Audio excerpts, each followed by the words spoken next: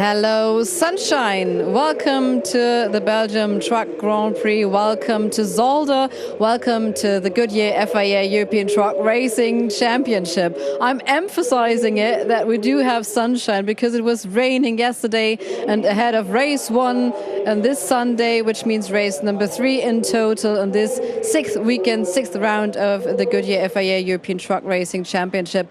We do have sunshine. Isn't that really, really nice? And we do got special program for you. The trucks are going to line up soon ahead of us. So let's have a look at, of course, the lineup and who would do it better than our commentators, than Chas Draycott and Joachim Eberts. On your marks, please.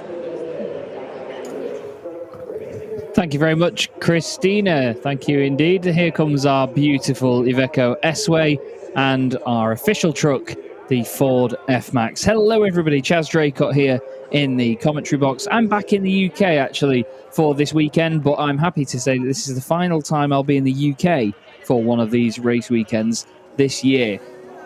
I'm going to be at Le Mans and Jarama, the remaining 2 rounds of the season, in person, and I cannot wait. It's always good to see the One Truck family and be there in person, but what a fantastic circuit we have before us today. Zolder is a real gem on a lot of European racing calendars. It's narrow, it's twisty, and it is very start-stop in some places, which means plenty of overtaking, even in our racing trucks as well. Normal machinery has very busy time racing around here, but our trucks are extra entertaining because of their size as well. Everybody making their way around to the grid right now. And it's going to be the 3rd race of the weekend. It's going to be Norbert Kish on pole position. He qualified with a new lap record of a 1:56.874, an absolutely ridiculous lap time. He was over 7/10 quicker. Sorry, over 6/10 quicker than anybody else in the session. The man that finished qualifying in 2nd place was Jochen Hahn. He was on the board with a 1:57.535. Very similar lap time to what he did at the start of qualifying as well. So good consistency from Jochen. 3rd place went the way of Adam Lachko, and he's going to start alongside Sasha Lenz, who's going to be on the outside for turn 1, much like he was for the first race yesterday as well. Teo Calve had a fantastic qualifying session, and he's going to line up 5th alongside Andre Kurzim. Teo's going to have to watch his mirrors, though, because behind him on the road, directly behind him, you can see on the right of the shot there, the black and blue machine of Jamie Anderson. Jamie's going to be starting 7th alongside Jose Eduardo Rodriguez, the Portuguese driver, the youngest in 3 generations of the Rodriguez family that have been involved in the FIA European Truck Racing Championship. And he's with us this weekend instead of his father, who usually drives the number 14. And he's been very impressive, really making a good impact. There's Jochen Hahn with the Bagheera team. Teo Calve's there and Adam Lachko with them as well. All fun and games and shenanigans with these lot. Oh, flipping out, boys. Come on. Oh, wow. Well, this is, I say, One Truck family. It's all a lot of fun in the paddock. And sometimes the professionalism goes out the window, I have to say.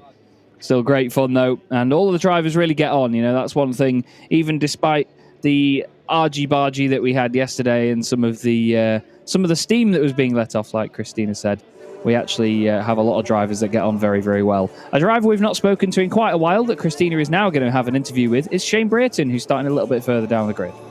Yes, a bit further down the grid, says our commentator Chas Draycott. Shane Brighton, I assume you're not too happy with this weekend so far. No, we have an engine problem, and it's been with us all year. The engine supplier have worked very hard. The lads and them will work till 11 o'clock last night. Thought we sorted it. It's still there. Yesterday we had good pace, even with the problem, but then we had a GPS fault and we got an overspeed. So it's sort of out of mine and the lads' hands a little bit. All we can do is keep pushing and keep trying to find this problem. We believe it's costing us sort of half a second to 8/10. It's a little bit of a mystery. We mustn't give up, really. So if you lose, of course, the GPS signal, you can't see the whole data system. So this is why the overspeeding took place. But normally in overspeed, it gives you a yellow and amber and then a red. This just went instant red. The same for Sasha as well. And they believe that the signal comes out of the truck, hits the bridge, bounces back and doesn't hit the satellite. That's what they believe. We're not sure. So we've had to revert to tacho. So we've had to slow the truck down so we can't do 100 mile an hour now. All right, I think the problem is solved, luckily today. But you were talking about the mystery. Which part of mystery are you looking for? We have no problem on the throttle between 0 and 100%. Anything in between, it pulses. So when you go for a very fast corner, it's pulsing, and then it pushes the front of the truck out. They've never known nothing like it, and we've changed, I believe, everything. The only thing we haven't changed is the engine. I think maybe that's what needs to happen.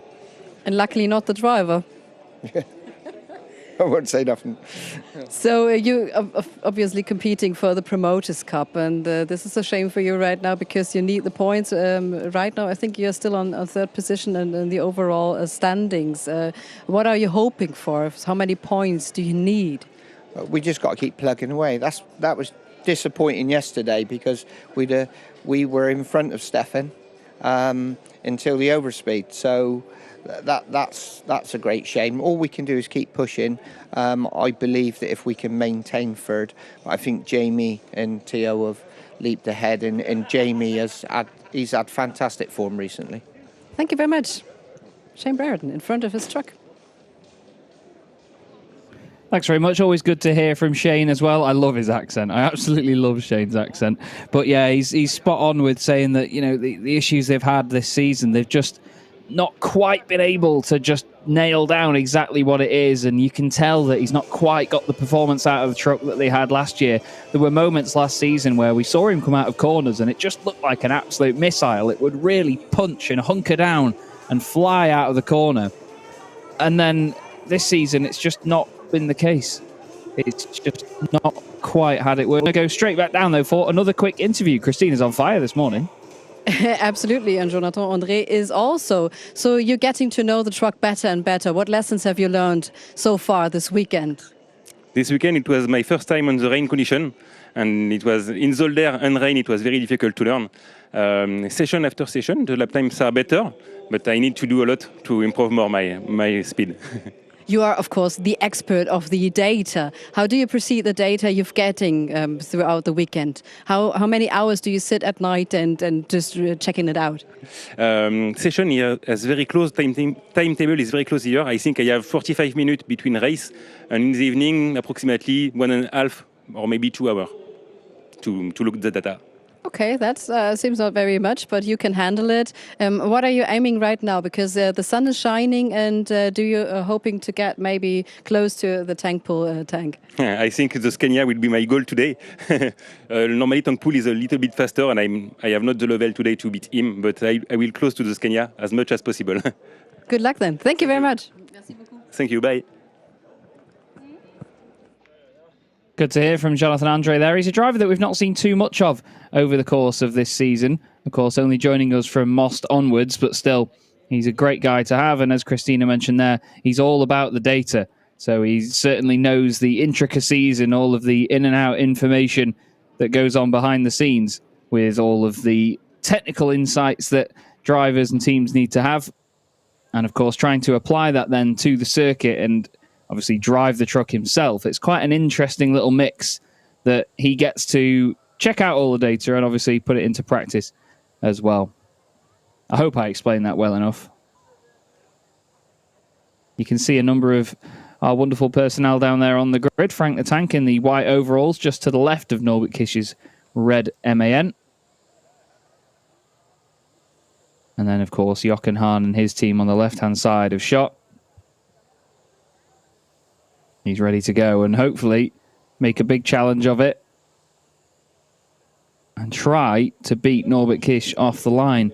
Norby's always good off the start, but we saw yesterday just how good Sasha Lenz can be. Went all the way around the outside of Norbert Kisch before they even got to turn one. It was very, very impressive.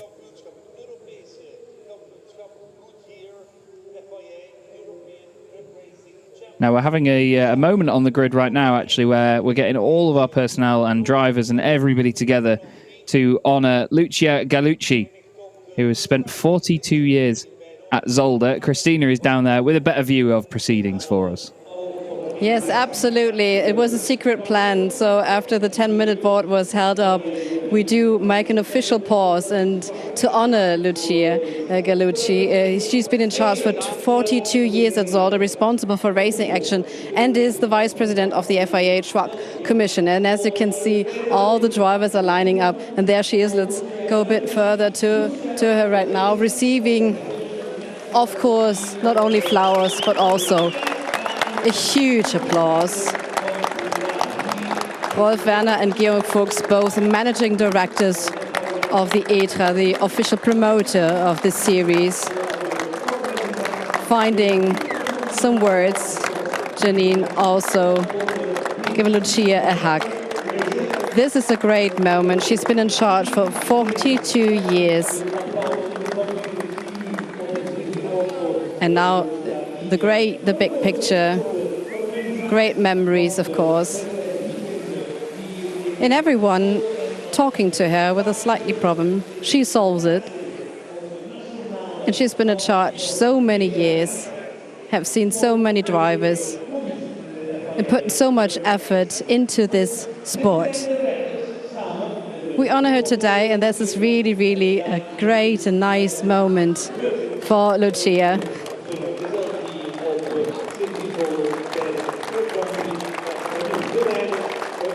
So the official time is paused right now, that we do not leave any minutes here. This is the One Truck family,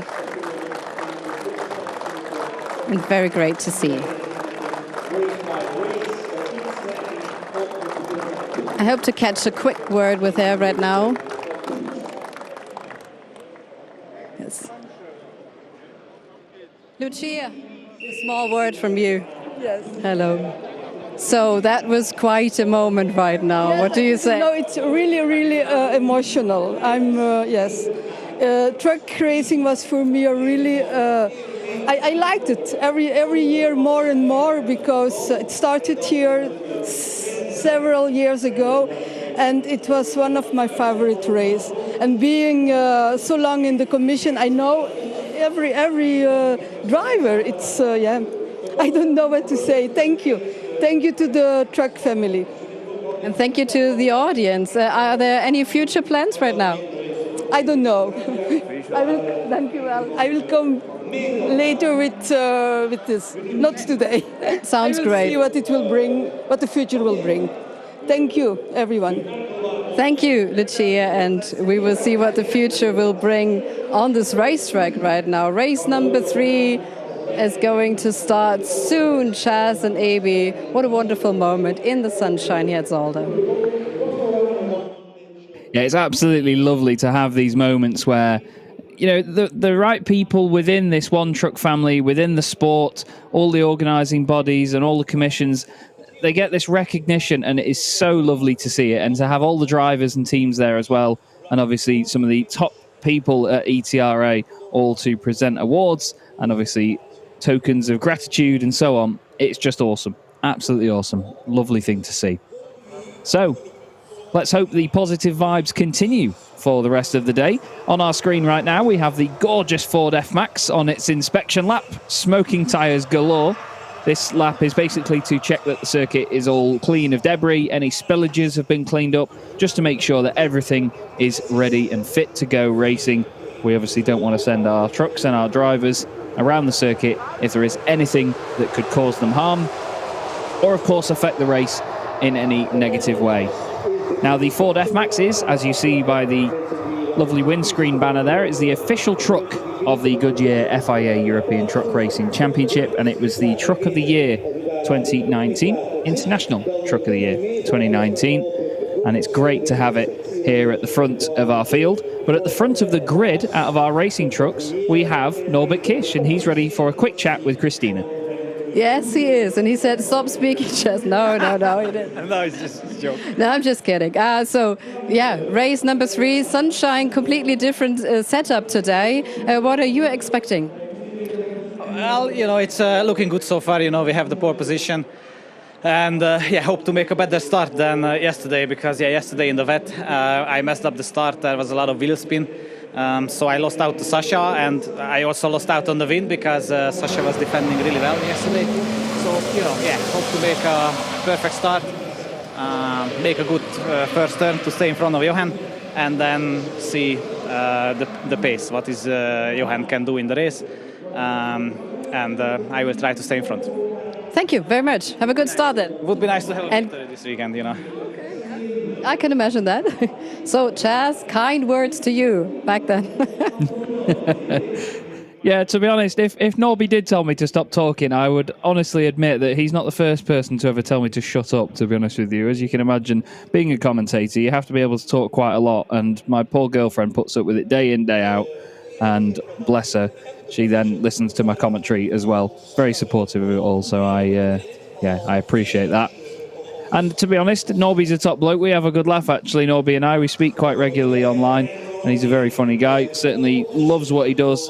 He's always in positive spirits about his racing, and we always have a good chat. It's nice to get some details from him as well ahead of the weekend, his thoughts and so on. And obviously the start, as he discussed there with Christina, is very, very important here. As we saw yesterday, it was Sasha Lenz that went all the way around the outside and took the race lead, and he held on to it all the way through. And Norbert obviously complimenting Sasha's defending there as well. It was great to see the two of them going head-to-head throughout the whole encounter. And are we going to get a repeat of that with Jochen Hahn here in the third race of the weekend? It's Norbert Kish and Jochen Hahn on the front row. Adam Lachko and Sasha Lenz on row 2 is certainly going to put the pressure on. I'm excited to see how they fan out at the start of the race as well. They don't always stay 2 by 2.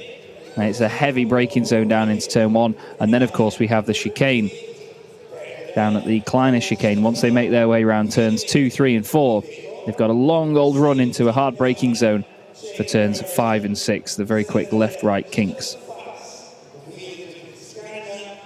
The 5-minute board went out not long ago, so it won't be too long now before the drivers get underway. You can see some of the battle scars down the side of the Bagheera ZM Racing Freightliner. That's the truck of Adam Lachko, number 55. Our grid girls make their way off the grid now. They will retreat to the pit lane.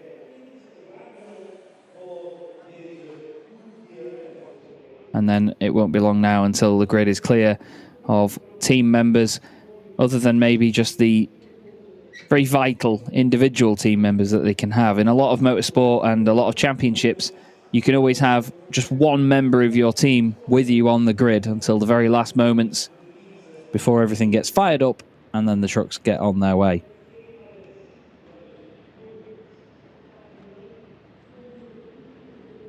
It does feel rather calm right now, doesn't it? With everyone clearing the grid. You can see the massive amount of Revesh Racing people on the right-hand side of shot. They do have a fantastically large squad wherever they go. 3-minute board is out, and that is the definite confirmation now that everyone needs to get moving.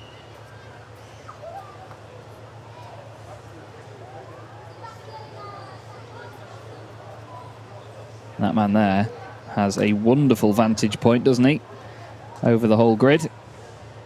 We also have our own individual vantage points from each and every truck, thanks to the Sensata Smart Witness cameras, which we have on board. They're used for the judicial reviews and any stewards' decisions, and they give everybody a very close-up angle of the action, and they get other data from their network as well within the trucks, and it helps our stewards and officials make decisions based on the right sort of data rather than just trying to judge it from the outside of the truck. We've always seen before that people can make contact if it's just innocent understeer. Somebody's trying to steer out of an incident and it can look like they just run wide and hit another truck. They can be given the blame sometimes without seeing another angle of it. And when you get to see the onboard shot and you realise that somebody's trying to get away from an incident, then you know it is just an accident. I believe we have Mr. Tony Idden down there on the grid at the moment, the man in the white shirt. One of our top officials here in the ETRA and the ETRC. And there's Rolf Werner making his way off the grid as well, the man closest to us on the grid, just in front of Jochen Hahn's truck now. Just one more final inspection from him. Studies form and makes sure that everyone is all ready to go. I certainly am. I'm very excited for this one. It feels like a long time, actually, since race 2 finished yesterday. Although yesterday flew by.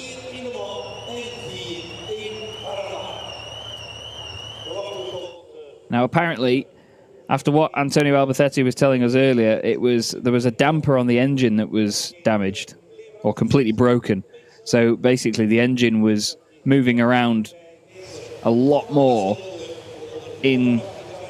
trying to think of the right word now, in comparison to how much the truck chassis and the body moves, the engine was moving around a lot as well.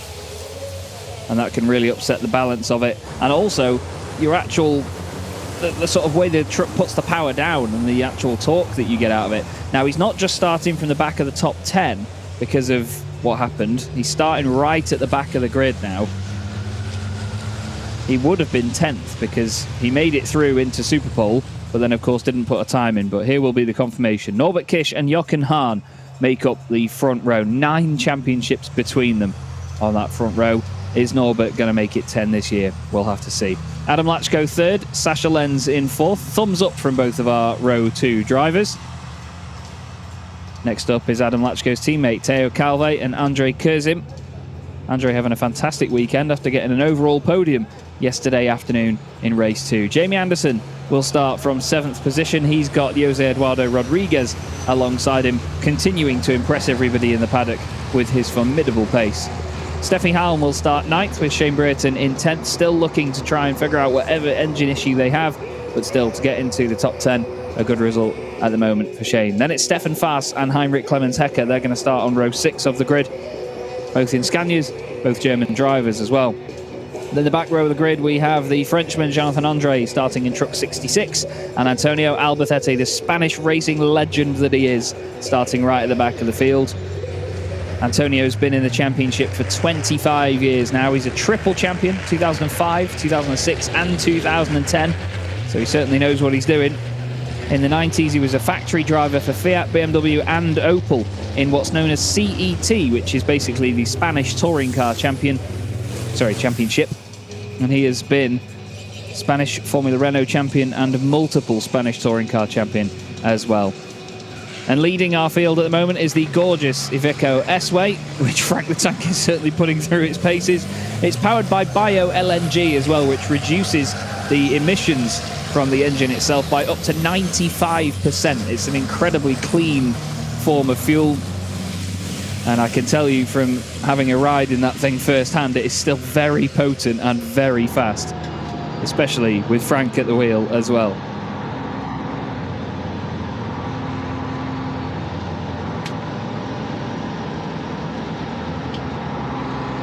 So, making their way around now then into the final couple of corners to get the 3rd race of the weekend underway. This is round 23 of the 2022 Goodyear FIA European Truck Racing Championship. On board here with Jamie Anderson.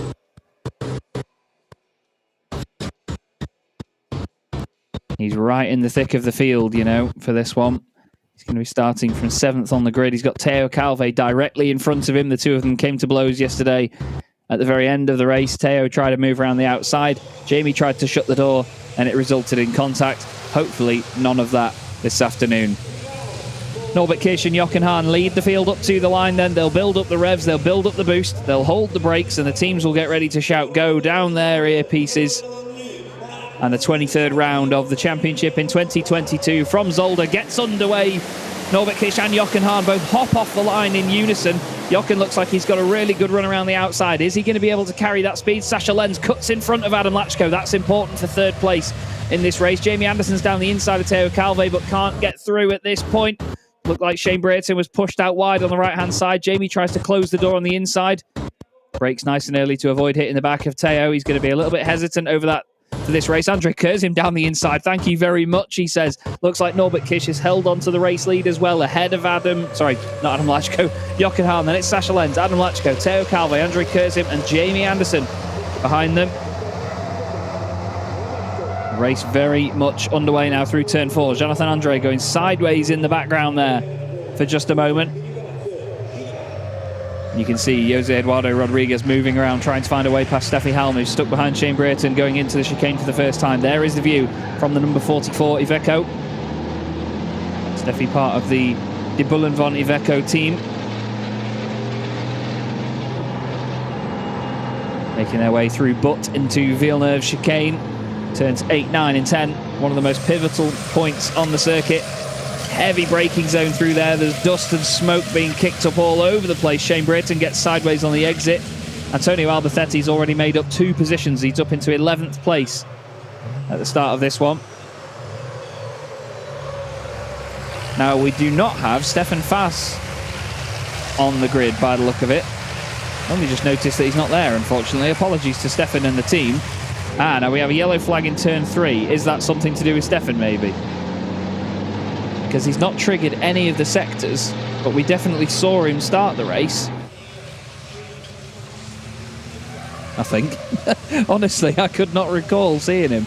So whether he's had contact and gone off, I'm not sure. I'm not sure if he's managed to get back round again, but he's definitely not triggered any of the sectors around the lap. I can tell you that from my timing screen that I've got.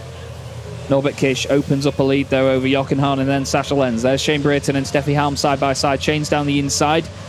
Steffi's going to try and get a cut back and then have the outside line for maybe turn 2.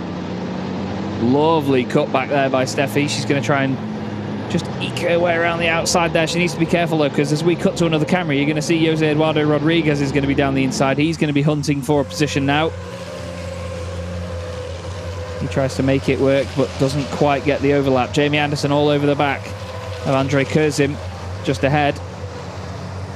And, yeah, Stefan Fass, well, is apparently still on the first lap, according to the timing screen, so he's definitely had an issue somewhere, I'm afraid.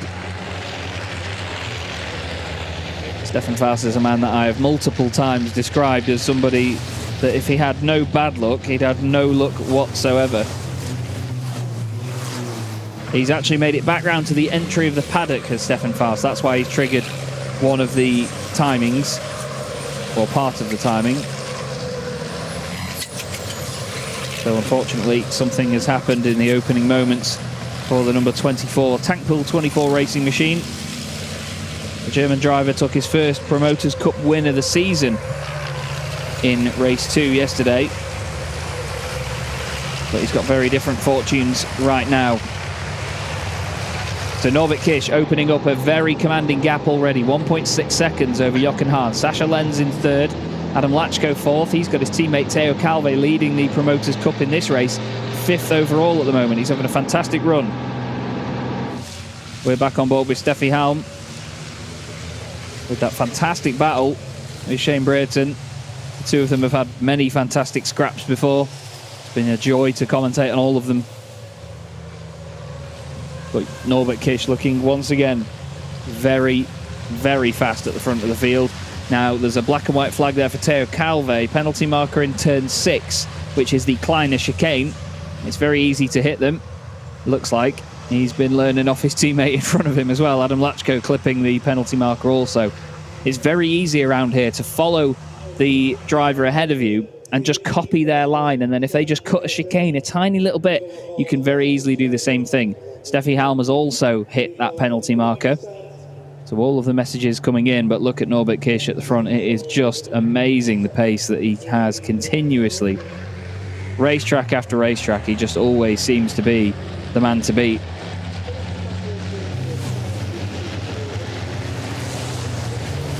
And apparently, the team do not have a single clue what has gone on to Stefan Fass. So it's not like he's had an incident or damage or anything. He's just had to park the truck up and get out.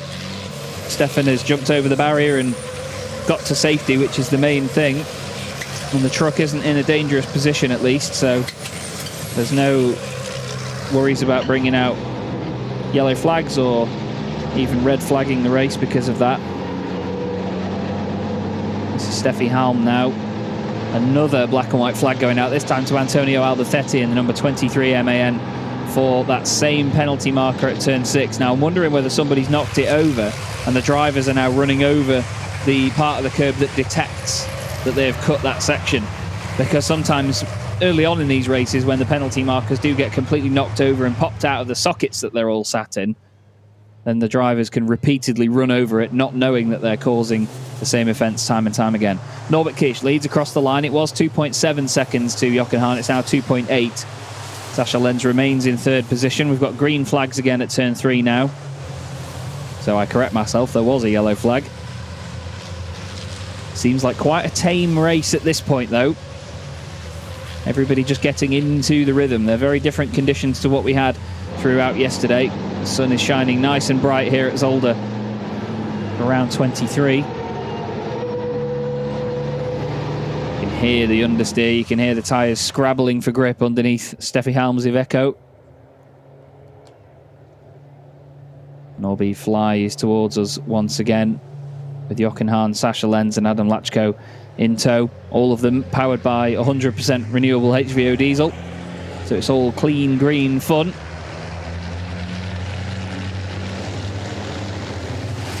Now, the championship itself has a lot of commitments in terms of sustainability, as you've seen by the fact that it's all bio-LNG safety trucks and, of course, HVO diesel-powered racing trucks as well. There is a lambda sensor installed in the exhaust systems that detects whether the emissions that come out are in line with the sustainable nature and the green nature of the championship. Championship has been described as open for any kind of sustainable technology. It's committed to the Paris Agreement to reach net zero by 2038 at the latest. And the sustainability focus, or one of the main significant moves that there has been in the focus on sustainability, has been this introduction of this biofuel. It started from the 2021 season, and it has been a massive hit with the drivers and the teams. They've all done an amazing job to adapt to it, make any changes that they've had to make, but to be honest with you, those changes have been absolutely minimal to make sure that the trucks can run well on them. And we know that it works out for the industry as well. It's a great testing ground for all of these sustainability measures for not just the racing side of things, but the industry as well. The logistics can all benefit from it. We've got a black and white flag for truck number 11. That's Andre Kurzim, who you see right here now in the white and yellow machine, trying to defend from Jamie Anderson. Quite the polar opposite livery as well, the black and blue machine. Both of them actually guilty of hitting the penalty markers. So more and more warnings coming in. Teo Calve leads the Promoters' Cup race at the moment. Jamie Anderson second in that one, 7th overall. Shane Brereton on for 3rd place. Shane hasn't been on the Promoters' Cup podium this weekend. The first Promoters' Cup race was won by Teo Calve, then Jamie Anderson and Stefan Faas. Stefan Faas then won the second one, ahead of Jose Eduardo Rodriguez and Jamie Anderson.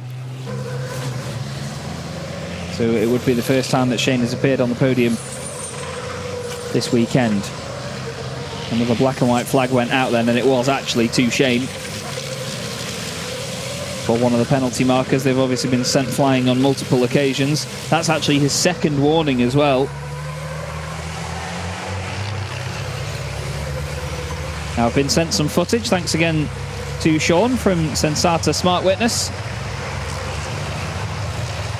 sending me the onboard shots of the wonderful machines that you see before you. I've been sent footage of Stefan Faas at the start of the race, and yeah, he just pulls over to the side down the start-finish straight, just does not get going at all, and poor Jonathan Andre has nowhere to go and has to coast away around him.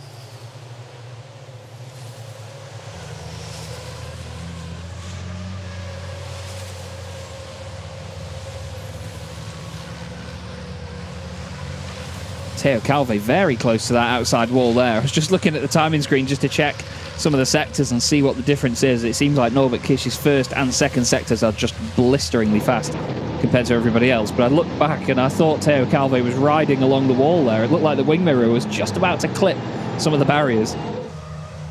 And let's not forget that those Freightliners, like pretty much every other truck in the field except for Jamie Anderson's MAN, are all left-hand drive as well. Jamie is the only right-hand drive. Well, he's not right-hand drive. He might be right-handed, you never know, but his truck is the only right-hand drive machine on the grid.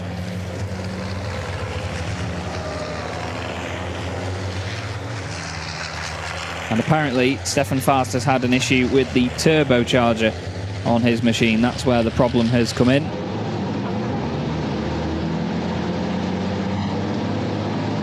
And we all know just how much these racing machines rely on their very large and very potent turbochargers. Most of our racing trucks have massive 13-litre single turbocharged 6-cylinder diesel engines. And they make a hell of a noise as well, I can tell you that for free. One thing that you actually don't get much of an impact from our coverage, admittedly, is just the sheer amount of noise they make. You can hear the sounds they make, but nothing quite does it justice like being there in person, as you can imagine. We've got a nice quartet going on there. Shane Brighton ahead of Steffi Halm, then Jose Eduardo Rodriguez and Antonio Albacetti just outside the top 10. Don't forget that 8th position is the all-important position, because that gets reversed onto pole position for the second race of the day. And that second race, delays aside, we'll be bringing you the show at least at 10 to 3 UK time, 10 to 4 local time at Zolder. Look at how close Andrei Kurzim is to that barrier there. It actually, where that red part is, that red barrier, it sticks out slightly from the sort of second element to it above it, and it looked like the wing mirror was just skipping along the surface there for a moment. My wonderful colleague Barbara has said that there's that many penalty markers going flying, she might actually invest in the penalty marker manufacturing business. Reckons there's a good business model there, a lot of money to be made. I don't think she's wrong either, to be honest. Might have to get that on Dragon's Den. Anyway, Jamie Anderson all over the back of Andrei Kurzim right now, continuing to put the pressure on now. If he does gain a place over Andrei, it'll be extra points in the overall championship, but it won't be extra points in the Promoters' Cup Championship, because they're given based on your position in the class. Jamie down the inside, later on the brakes than Andrei as they go into the chicane. They only just squeeze through there. A lot of people will tell you you will not get 2 racing trucks through there, and oh, Jamie's gone off the road. Not sure if Andrei just tried to get on the power a little early and kick the back end out, or whether Jamie's just conceded and let himself run wide to avoid contact. But we cut back to it and Jamie's off the road, unfortunately.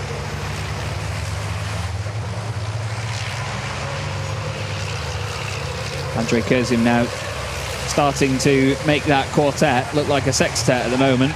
6 of them all in a line now. Kurzim, Anderson, Brereton, Halm, Rodriguez and Albacetti. There's your race leader though, Norbert Kish. Was 5.5 seconds last time he crossed the line. Let's see what it is now.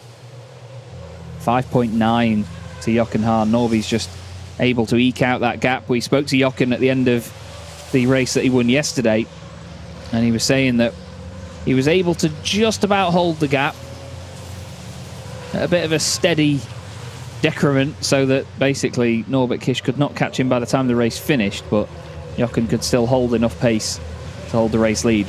We are now on lap 8 out of 12 already. This race has flown by, and we still have this humongous trail of trucks making their way around the Sterenvac Bocht into the Canal Bocht, turns 2 and 3. There's a bit of debris on the circuit there, actually. Not sure who that's come from. Haven't seen anybody with bodywork flapping around, really, so I don't have a clue on that one, I'm afraid.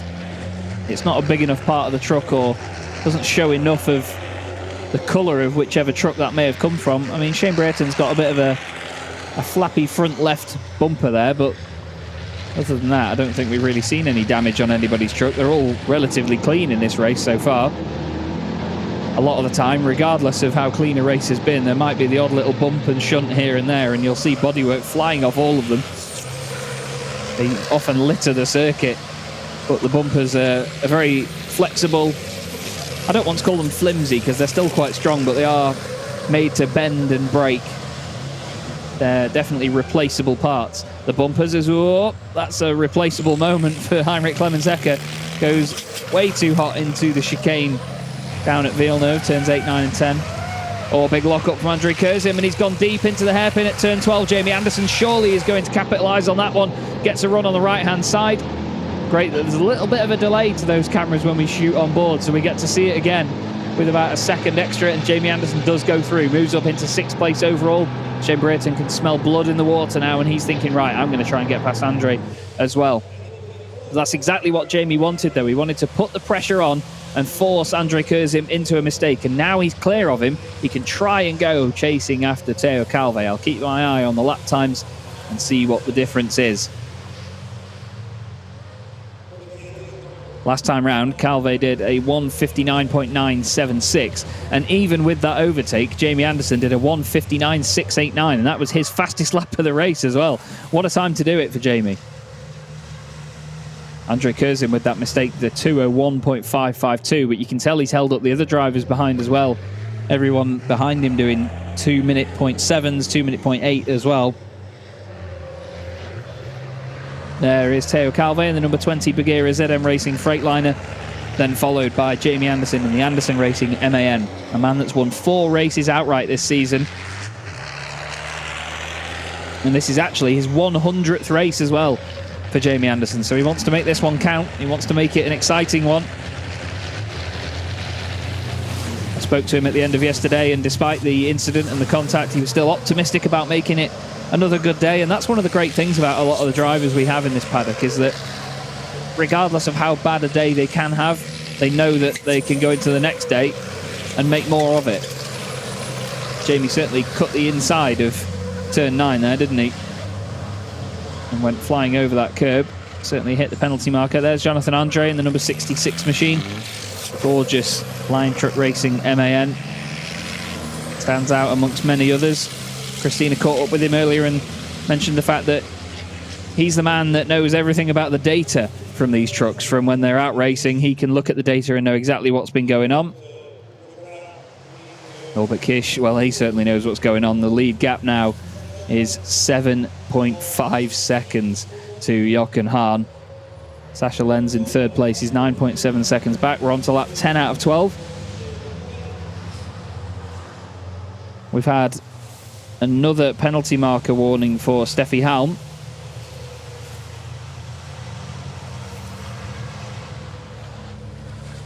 So unfortunately, she's going to have to keep her eyes out now and play it very safe. Another reminder there that all of our trucks are powered by 100% renewable HVO diesel. So it's all clean racing and clean fun in this championship. Now we've got Teo Calvé. Last time round did a 2-minute 0.601, and Jamie Anderson did a 1:59.4 as he goes over the curb and clips the gravel on the exit.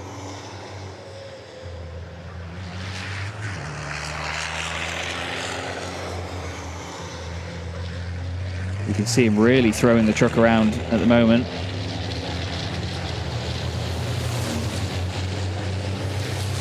Love that shot as they come up over the crest of the hill at what is known as Sacrament Schelling. But I fear that Jamie would have lost quite a bit of time with that little mistake he made out of turn 4. Look at these three as well now, glued together. Shane Brighton, Steffi Halm and Jose Eduardo Rodriguez. They're actually managing to gap Antonio Albertetti. Antonio clearly not at full pace throughout this race. I'm not sure whether there's still an issue with the truck and they just haven't managed to fix it yet. And certainly this man, though, is at full pace once again. Norbert Kish looking very impressive. He said earlier to Christina it would be nice to get a victory this weekend because he's not had one yet. And I'm sure that he's on his way to another one now. It just always looks under control, doesn't it, by Norby? These three, again, still just trying to chase him down all the time. We often see them in very different orders.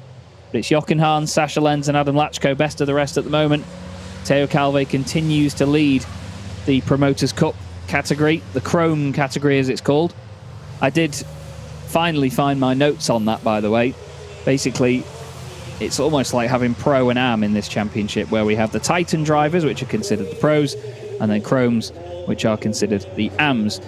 To be a Titan driver, it's anyone that is a Goodyear FIA European Truck Racing Championship winner from the last 10 years, or anyone finishing in the top 7 in the overall result of the previous season, and anyone that qualified more than once in the top 5 of any Superpole session.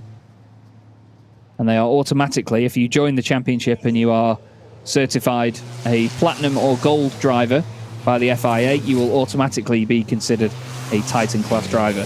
If you don't fit any of those criteria, then you are classified as Chrome and then put into the Promoters Cup. Now, it's worth noting as well, Jose Eduardo Rodriguez, who we have here this weekend, is not actually scoring points in the overall championship.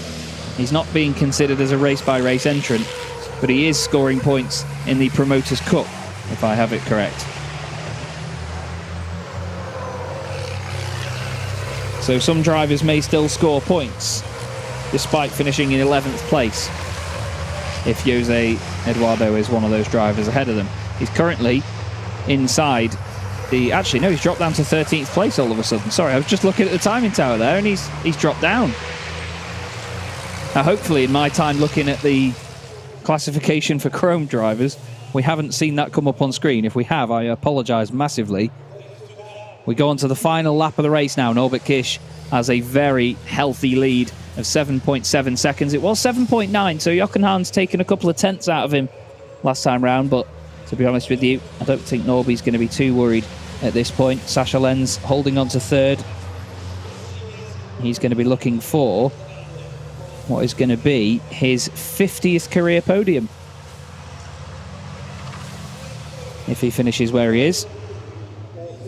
In comparison, it would be Jochen Hahn's 271st podium in the championship. This would be win number 75 for Norbert Kish, though. That's a hell of a milestone indeed. The most wins for anybody on the grid at the moment is Jochen Hahn. He's got 116 victories. Antonio Albertetti has 107. But Norby, with the incredible dominance that he's showing year after year at the moment, is chasing those records down very quickly indeed. He's certainly en route to be a record-breaking driver, that's for sure. He shows no signs of slowing down. His team show no signs of quitting either. He's been in the championship for 12 years now as Norby. Been with us since 2011. He's an ex-Clio Cup Hungary champion. He's been a Seat Leon Cup champion in 2007 and 2008. And he won 19 races in this championship in 2015. He was incredibly dominant. But yes, here is Shane Brereton and Steffi Harmon. As you see, Jose Eduardo Rodriguez is not there with them anymore. He's also showing us one lap down. He didn't come through the third and final sector on lap 9. So I'm not sure what's happened there, but I know what's happened at the front. And that is that Norbert Kish has done what he normally does in the first race of the day. He has absolutely dominated it. Decimated the field in qualifying and wins the race by a comfortable margin. Fantastic drifting by him across the line.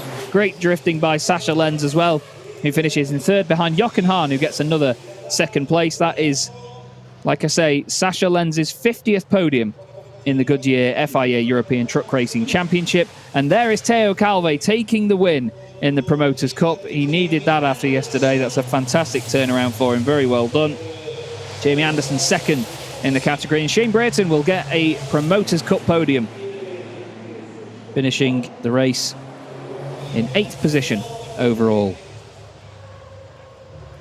Antonio Albertetti brings it home in 10th place, and importantly, Shane Brereton will actually be on pole position for the final race of the weekend. That's really going to help him out with overall championship points, we hope. We'll keep our fingers crossed for him. But that's Teo Calve's second victory in the Promoters Cup this weekend, and it's the second time that Jamie Anderson has finished second to him this weekend. But like I say, first appearance on the Promoters Cup podium this weekend for Shane Brereton, and he'll be over the moon with that one. Norbert Kish eventually wins the race by 5.8 seconds, of course losing a bit of time at the end to do some theatrical drifting. But another amazing victory. Extends his lead at the championship. Extends his lead in the championship by another 5 points. 75 points clear now of Jochen Hahn.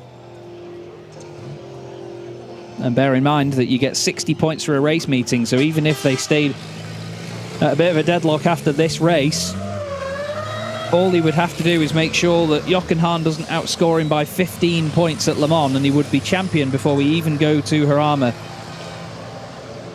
in 3 weeks' time.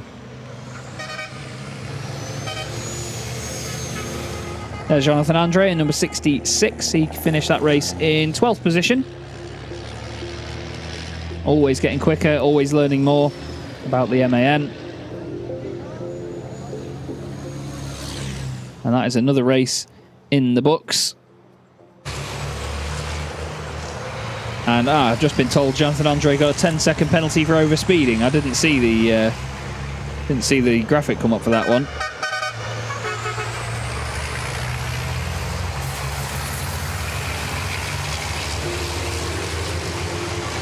And all the fans now have a bit of time to chill out ahead of the final race of the weekend. We do have the Dutch Truck Racing Championship here this weekend, though. So they still have plenty of other stuff to watch. There is also the Cup und Tourenwagen Trophy going on this weekend. They're going to have, well, they've had their race, actually.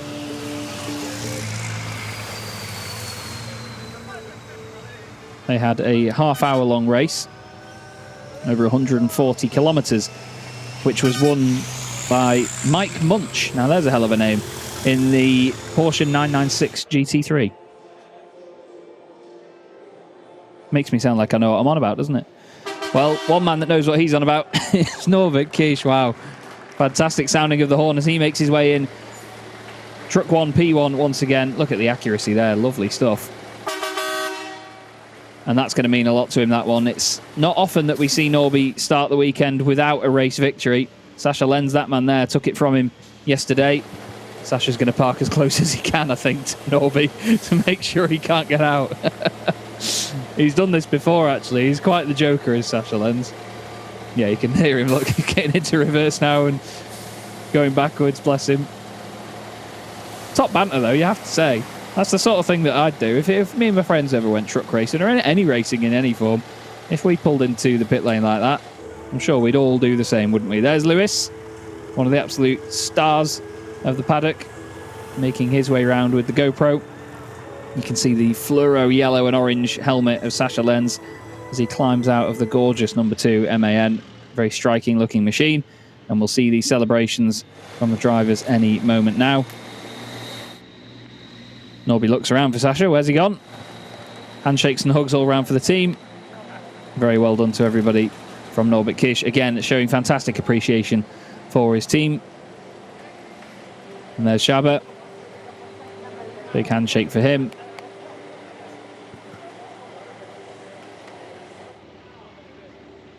Great to see. Big smile on the face of Norbert Kish. And positive vibes from his team.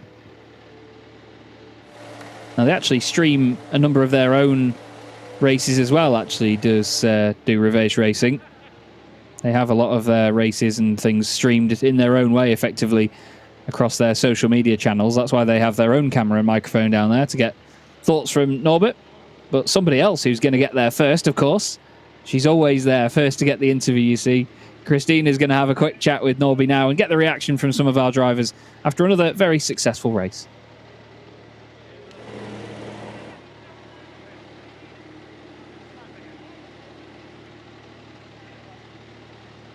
You can see congratulations there all round from Sasha Lenz and Jochen Hahn as well to their respective teams.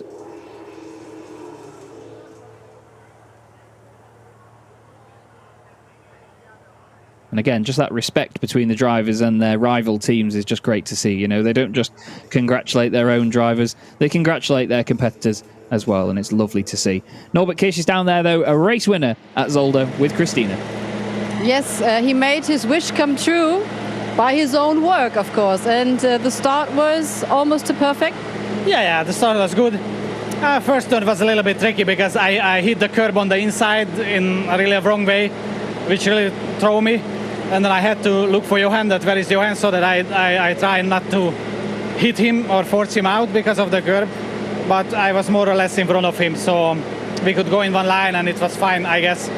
And then, yeah, after that, pace was nice. And I'm really happy for the victory because, yeah, like I said, yesterday we couldn't do, or yesterday we failed to win. And now today again with the pole position and with this race, with this pace that we also had in the race, I am really happy. So really huge thank you to the team because they keep doing a really amazing job. So yeah, really happy. 75 points, I think you are in the lead right now for the overall championship. Time to get the final meters. Yeah, you know, it's a really good gap. And I am really happy with that. But obviously it's still 2 race weekends to go, you know, so still, or even we have one more race here. So you can still score 130 points in the remaining races. So it's still a lot. And, you know, I'm not the kind, you know, to lay back, you know, or to stop, you know. And I like to keep going. And even if we are getting closer to the championship, I like to keep going. I like to do the best we can. And yeah, until the end of the season, you know, until the last race, I want to do the best we can. And up to keep going to the podium right now. Yes. Thank you, congratulations. And we do appreciate that he will always keep going. Let's have a look. Jochen Hahn is still there, waiting for us for the interview. Thank you very much. Jochen, thanks for the waiting. And wait, let's keep our cameraman safe as well. So, in Germany, we do have an expression. It's called Knoten geplatzt, a breakthrough. Was that kind of a breakthrough today? Nah, not really. Yesterday, the second race looks also pretty good. The only thing is now it's dry condition, and on the dry condition in Zolder, yeah, we must walk and walk and walk much more than before, and then we can look in the future too. It's impossible to fight with him. Impossible. Where do you work? What is the main aspect you're focusing on right now? Everybody say it's the chassis or it's the springs or the shocks. In the end, it's in the head. You know, to go be concentrate, to walk very well, and all together can win. Also the team spirit and everything. You know, it's not only the truck or the tires or this. No, in the end, it's all complete, and also the driver's head, and we go concentrated to Le Mans. Keep your head clear and have fun on the podium. Thanks. Here we go too. Let's have a walk to the podium. Chaz, your turn right now. I'm sure Jochen will have fun on the podium. He always does. And it's going to be the 271st time he has stood on the podium in the Goodyear FIA European Truck Racing Championship. He is closing in on Antonio Albertetti's record of 276 podiums that he currently holds. Jochen has over 630 starts in this championship as well. 67 pole positions, the most of anyone on the grid currently, and 6 championships. Norbert Kish is on a fantastic roll at the moment, but he has 3 to his name currently. He's got to complete this campaign as well and hope to be champion this year, and then do it twice more if he is to match the incredible record set so far by Jochen Hahn. There's the race result then. Nearly 6 seconds separate our race winner Norbert Kish from Jochen Hahn. Sascha Lenz finishes in 3rd place, another podium for him, ahead of the 2 Bagheera ZM Racing Freightliners of Adam Lachko and Teo Calve. Jamie Anderson was 6th, second in the Promoters' Cup, ahead of Andrei Kurzim, with Shane Brereton getting a Promoters' Cup podium. Steffi Halm finishes in 9th, and Antonio Albertetti rounds out our top 10. Heinrich Clementecker was classified in 11th. Jonathan Andre, after his penalty, is classified 12th. Jose Eduardo Rodriguez pulled over near the end and is classified 3 laps down. And Stefan Faas did not get going even past the first half of the first lap.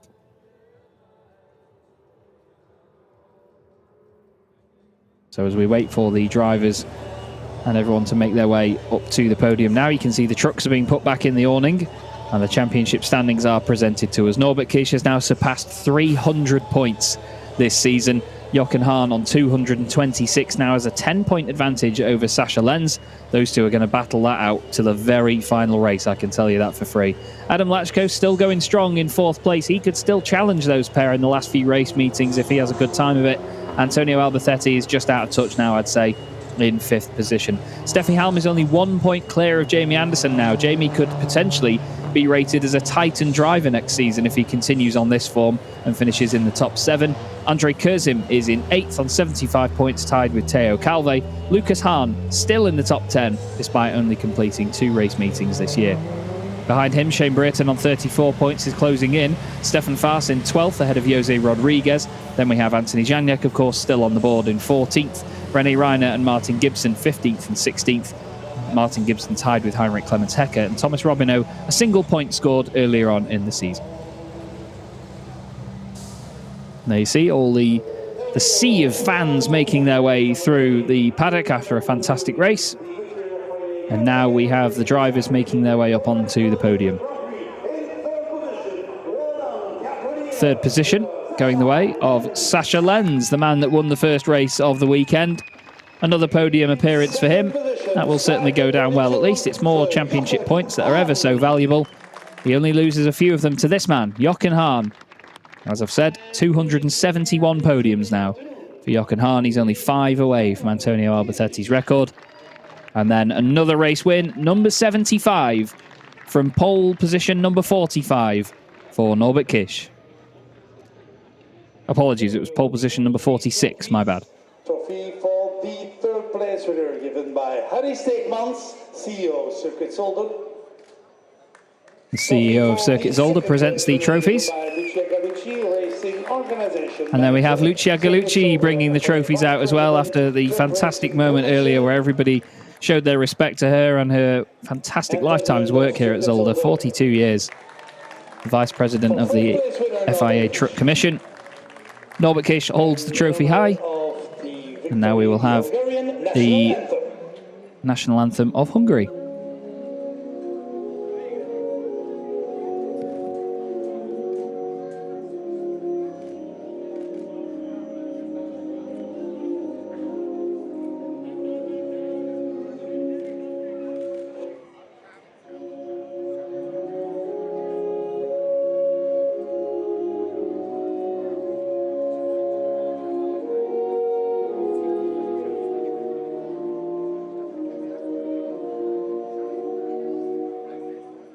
Okay, thank you. Round of applause for our top 3. There you go, the Hungarian national anthem and your podium for round 23 of the 2022 Goodyear FIA European Truck Racing Championship. They'll pose for the pictures. They will change their hats. And then, of course, it'll be time for champagne.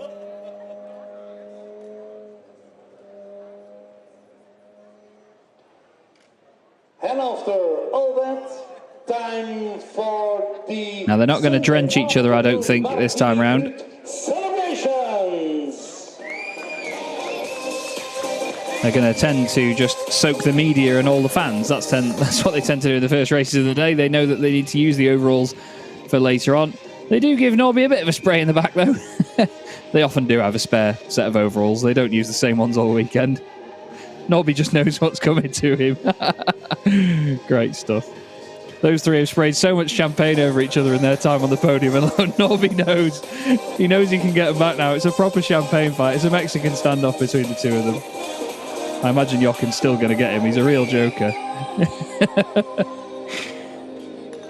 Oh, it's almost as entertaining as the racing. One more race to go later on in the program for the There you go. Oh, I love it. Absolutely love it. Right then, we now have the Promoters' Cup podium to go through as well before we then hopefully head to some interviews in just a few minutes' time. But before we have a look at the Promoters' Cup podium, let's have a look at their championship standings. Teo Calvé is now 17 points clear of Jamie Anderson, who's actually been closed in a little bit by Shane Brighton. In third position, he's now got 213 points to his name. Stefan Faas is fourth ahead of Jose Rodriguez. And we have Heinrich Clemens Hecker, Lucas Hahn, Martin Gibson, Thomas Robineau, and Louis Requenco. Those three at the bottom still separated by just 1 point. Jonathan Andre now up to 31 points, so he'll hopefully be moving ahead of those guys very soon. Jose Eduardo Rodriguez having a great first weekend on 23 points already. And it's Emma Mäkinen, Stefan Kirsch, and Erwin Klein-Nagelthorpe. Beautifully timed. I can see that the top three from the race are still messing about with champagne down there and still getting each other. Good to see Shane Brighton back on the Promoters' Cup podium once again. His first podium of the weekend. Good to have Jamie Anderson back up there as well. He's been on all 3 Promoters' Cup podiums this weekend. That means that this season he's got 17 of them so far. And Teo Calve takes his 15th podium and his 9th Promoters' Cup win of the year. The trophy and trophies given by Harry Steekmans, CEO of Circuit Teo hurries onto the podium. Racing Organization Manager and Vice President. We also have the CEO of Zolder, the racing incident there. Lucia Gallucci back on the podium once more as well for more trophies. And Teo Calve gets the Promoters' Cup Race Winners Trophy. And someone really needs to shut that alarm up in the background. I think it's actually the siren, isn't it, for the grid?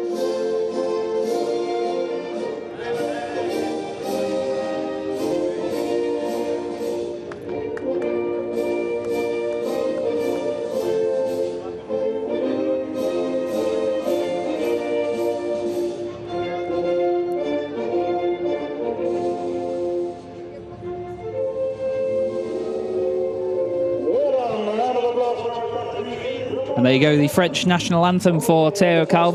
With the 2 British drivers, Jamie Anderson and Shane Brereton, joining him on the top step. Racing Championship 2022.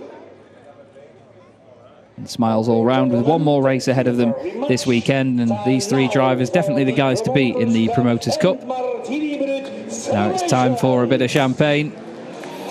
Are any of them going to get drenched? I think, yep. Well, Shane and Jamie actually just soak each other there. It looked like they were getting Teo. Teo drenches Jamie. Jamie gets our cameraman, as he always does.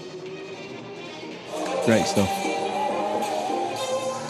One more race to go later in the afternoon. And as the announcer says there very correctly, one more race to go this weekend. We're going to have a reverse of the top 8 drivers, which means Shane Brereton will be on pole position for that one. It's going to be great to see how he gets on from there. Andre Curzon, for the 2nd day in a row, will be starting on the front row. Then it's Jamie Anderson and Teo Calve on row 2. Well, if you want to see that spark get reignited again, you keep your eye on those 2 in that final race. I'm sure that there's going to be some very intense racing to round out the weekend. Latchko and Lenz will be on row 3, and then Norbert Kish and Jochen Hahn will be on row 4. It's going to be a very exciting time, and we hope you will join us for it. We've still got potentially a few more minutes of action here as we will have a chat with some of our drivers. I believe Christina might have Shane Brereton down there. Is that correct, Christina? Yes, absolutely correct. Shane Brereton and the trophy and the rest of the champagne. Shane, we talked about it earlier, so the good luck is back again. You've been on the podium. Oh, I hope so. We've still got a problem though. It doesn't do it on the start, so I had a really good start and I just had to try and stay in front of Steffi. I'm learning to know where it does it and where it doesn't. I've just got to drive a bit different, and I knew if I could keep her there the last 2 laps that her truck would fade away and then I could back off a little bit, and that's what happened. So still a mystery race for you. Yeah, it's really frustrating, and we're on pole next, and we've still got this problem, so we'll see how we get on. Yeah, as you said, P8 for you, which means pole position. What are your plans then there? Throughout the elbows as much as you can? Yeah. They'll be out proper. It would be lovely to win here at the British Anthem for the Queen. Still emotional. Thank you very much. Thank you. So, of course, as a British driver, it is not easy to compete right now. I don't know whether you're royalist or not. Each one of us had the sad news about the Queen passed. So 9 out of 10 people over the world been born after the Queen. So she surely had an impact on all of us. And as you can see, Shane Brereton, and I do absolutely respect this from him right now, obviously being in tears right now. Such an emotional moment for him. It was such an emotional race then. Let's have a look at the highlights.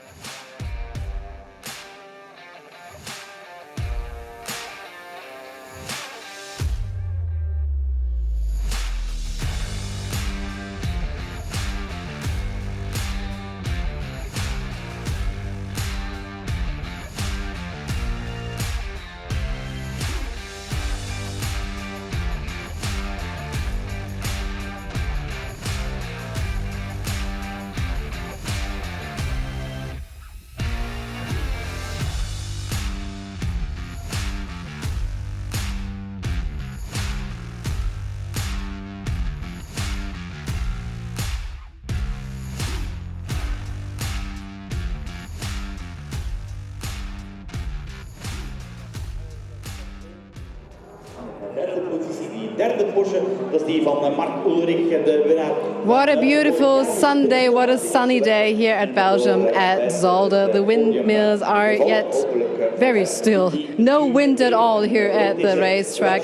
Perfect conditions, so we're really looking ahead for race number 2, starting soon after 4 o'clock. Our live stream, please tune in. So you still hear the ceremony at the back, of course. The commentator is presenting a lot, and we do see the stands full since the sun came out, and the paddock also really crowded with lots of fans joining us.